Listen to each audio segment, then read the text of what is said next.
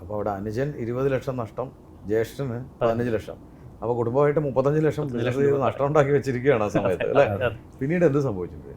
അത് കഴിഞ്ഞ് ഇപ്പോൾ ഈ 2015 കാലഘട്ടത്തിൽ ഞാൻ ഈ ബിസിനസ് സ്റ്റോപ്പ് ചെയ്തപ്പോൾ പിന്നെ അടുത്ത ഓപ്ഷൻ എന്താണെന്നുള്ളത് നമുക്കറിയില്ല. വരുമാനം നിലച്ചു. മാത്രമല്ല പ്രേമിക്കുന്ന ഞാൻ ഇഷ്ടപ്പെടുന്ന ഒരു പെൺകുട്ടി ഉണ്ടായിരുന്നു.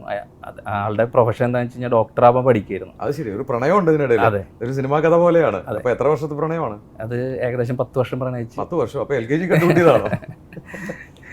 അല്ല, ഏത് പ്രായത്തിലാണ്? അത് ഞാൻ +2 പഠിക്കും. അദ്ദേഹം എത്രാം ക്ലാസ് പഠിക്കുകയാണ്? 8th പഠിക്കും.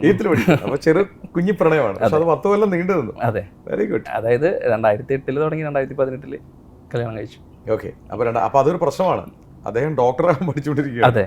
അപ്പോൾ പിന്നെ വേറെ വഴിയില്ല, എന്തെങ്കിലും പണി കണ്ടുപിടിച്ചേ പറ്റുള്ളൂ. എനിക്കാണെങ്കിൽ വരുമാനമില്ല. അപ്പോൾ അടുത്ത ഓപ്ഷൻ ഉണ്ടായിരുന്നത് ദുബായി പോകുക എന്നുള്ളതായിരുന്നു. ഓക്കെ. അവിടെ വിസിറ്റിന് പോയി 2015 അവസാനത്തിൽ ഞാൻ ദുബായിൽ പോയി. 2016 എനിക്ക് ജോലി കിട്ടി.